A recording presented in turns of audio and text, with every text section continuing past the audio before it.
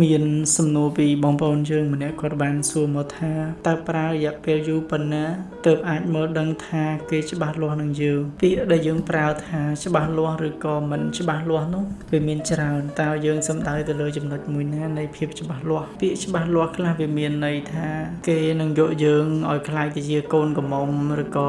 កូនកំឡោះនៅក្នុងថ្ងៃពិធីមង្គលការរបស់គេនោះក៏វាចាត់ទុកថាវាជាការដែលច្បាស់លាស់មួយដែរព្រោះខ្លះណាយល់ច្រឡំថាការដែលគេចូលស្ដីការដែលរៀបការជាមួយនោះគឺជាជោគជ័យមួយដ៏ធំធេងសម្រាប់ជីវិតគូឬក៏សម្រាប់ស្នេហាអញ្ចឹងតែពិតការដែលយើងចូលរោងការជាមួយគ្នាវាទើបតែចាប់ផ្ដើមជីវិតគូប៉ុណ្ណឹងទេវាគ្រាន់តែបានបង្ហាញថាយើងគឺជាកូនកំមុំរបស់គេយើងគឺជាកូនកន្លោះរបស់គេក៏តែមិនទាន់បានបង្ហាញពីភាពច្បាស់លាស់ទេភាពច្បាស់លាស់មែនទែនទៅនៅពេលដែលយើងមានពោះមានពងមានកូនឆ្លងទលេហើយសម្រស់យើងវាមិនស្អាតដូចមុន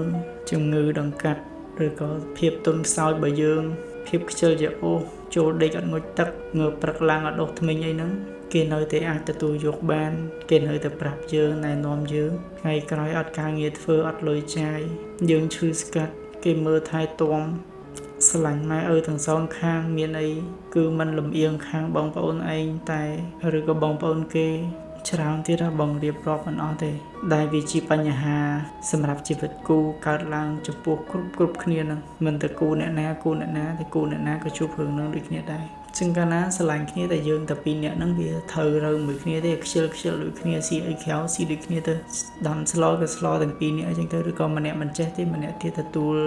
បន្ទុកការងារហ្នឹងដោយស្ម័គ្រចិត្តអីចឹងណាប៉ុន្តែចាប់ផ្ដើមសាច់រឿងបងប្អូនមកពឹងពាក់ប្អូនបង្កើតមកពឹងពាក់ប្អូនថ្លៃមកពឹងពាក់ម្ដាយឪពុកអីចឹងទៅមិត្តភ័ក្តិអីពឹងពាក់អីផ្សេងចាប់ផ្ដើមអាហ្នឹងមានរឿងខ្លះតិចទៅឬក៏ម្នាក់ផឹងរោផឹងthamធានចឹងម្នាក់ទៀតចាយចង់ទិញនេះទិញនោះទម្លាក់លេខទីតាំងរហូតអីចឹងទៅមានបញ្ហាបន្តិចទៀតចឹងទៅនិយាយទៅវាច្រើនហ្មងដែលនិយាយមិនថាមិនឲ្យរៀបការឬក៏អីទេគាត់ថាពេលខ្លះកុំដើម្បីតែបានរៀបការកុំដើម្បីតែខ្លាចគេសួរនាំថងការដល់គូអត់មានអ្នកយកអីសម្បត្តិចិត្តឆៅភ្លាមវាមានស្នាមរបួសពិបាកព្យាបាលបើយើងប្រកែខ្លាំងមិនអីបើយើងខ្សោយទៀតទៅជាវិបត្តិផ្លូវចិត្តហ្នឹងការដែលយើងឲ្យនិយមន័យទៅលើភាពច្បាស់លាស់ចំពោះរឿងស្នេហានេះវាខុសអំពី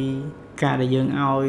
ភាពប្រកបវិជ្ជាដូចទៅពាក្យថាឯងប្រឡងជាប់ប្រឡងធ្លាក់បន្ទុកម៉ានធ្លាក់បន្ទុកម៉ានជាប់វាអាចមានអីមកសម្គាល់វាដូចជាការដែលយើងជិះម៉ូតូនៅលើផ្លូវចឹងចាស់យល់ឃើញថាបើកុងទ័រចិត្តកុងទ័រប៉ែតហ្នឹងលឿនខ្លាំងណាស់បើចឹងធ្វើឲ្យគ្រោះថ្នាក់ខ្លាំងតែសម្រាប់យើងកុងទ័រប៉ែតកៅអីល្មមមកយើងអាចគ្រប់គ្រងបានទៅលើផ្លូវដែលវាមិនមែនជាផ្លូវទីប្រជុំជនណាដែលអ្នកខ្លះវិញគាត់យល់ឃើញថាអូលឿនខ្លាំងណាស់40 50អាហ្នឹងប៉ុណ្ណឹងស្រួលសុវត្ថិភាពទាំងអស់គ្នាទោះបីជាច្បាប់ក៏គេកំណត់ថាទីប្រជុំជនបើកប្រហែលអញ្ចឹងទៅ40 អញ្ចឹងទៅផ្លូវក្រៅទីប្រជុំជនបើកបាន8ផ្លូវជាតិលេខ5អីហ្នឹង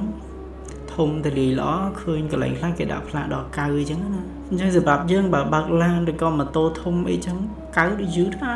មែនទេដល់110 120អីចឹងតែការយល់ឃើញរបស់អ្នកឆ្លងផ្លូវគេយល់ឃើញថាលឿនហូរតែឆ្លងផ្លូវមិនទាន់ទេតែសម្រាប់អ្នករត់តាក់ស៊ីបញ្ញាបកមកផ្ទះវិញអីហ្នឹងមកពីបន្ទាយមានជ័យមកពេញអីហ្នឹងគឺថាបើប៉ុណ្ណឹងតិចពេកចឹងទៅអញ្ចឹងការយល់ឃើញគឺវាខុសគ្នាដោយខ្លះណាគេកំណត់ថាម្នាក់ហ្នឹងស្រឡាញ់អត់ចឹងគេស្រឡាញ់យើងមិនគេ story ពីយើងហើយគេដាក់ relationship មួយយើងហើយគេប៉ោះអីពាក់ព័ន្ធមួយយើងហើយគេដូរ profile រូបយើងគេដាក់ cover រូបយើងអីចឹងខ្លះណាគេឲ្យកំណត់តំណឹងចឹងណាតែខ្លះណាអត់ទេតចូលដល់ម៉ែឪភ្ជាប់ពីអីសិនបានគេហៅទៅច្បាស់ខ្លះណាអត់ទេតការហើយបានគេហៅថាច្បាស់លាស់ខ្លះណាខ្លួនឯងវាច្បាស់ហើយប៉ុន្តែត្រូវប្រកបភ្នែកអ្នកដទៃទៀតប្រកបភ្នែកអ្នកភូមិក៏ភ្នែកអ្នកដែលនៅលើបណ្ដាញសង្គម Facebook អួតគេអួតឯងអញ្ចឹងភ្ជាប់ភាពកក់ក្ដៅជាមួយនឹងមិត្តភ័ក្តិផ្សេងទៀតដែលរៀនជាមួយឬក៏ស្គាល់គ្នាអញ្ចឹងទៅខ្ញុំយល់ឃើញថាវាពិតជាពិបាកណាស់បងប្អូនដែលយើងអង្គុយស្លឹងមើលថានរណាគេម្នាក់នឹងច្បាស់មួយយើងឬមួយគេអត់ព្រោះវាមិនដឹងថាយើងបានស្ពាយបនកសលហ្នឹងមកវិជាតិមុនហ្នឹងបានប៉ុណ្ណាឬក៏អ្វីដែលយើងខំសាងតាំងពីទូចអើយមកដល់ឥឡូវហ្នឹងវាបានប៉ុណ្ណាផងអញ្ចឹងបើយើងគ្មានបនគ្មានសំណាងនឹងបានជួបមនុស្សដែលគេល្អច្បាស់លាស់មួយយើងទេ tụi bay không kích tụi bay không chăm mơ tụi bay không thưa lõ đã kêយ៉ាងណាđó cái nói tới mượn khơi nàyរឿងខ្លះធ្វើល្អសោះវាបាយជាមានទុកមានទោសអញ្ចឹងទៅ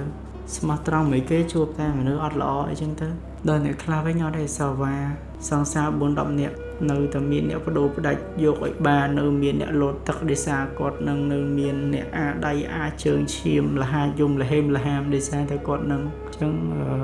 រឿងខ្លះវាអាស្រ័យទៅលើបនសំណាងយើងដែរបងប្អូនខានជួបគ្នាយូរបងប្អូនជូនប៉ុណ្្នឹងចឹងណាដូចជាវែងដែរហើយមិនចាំជួបគ្នាវីដេអូក្រោយទៀត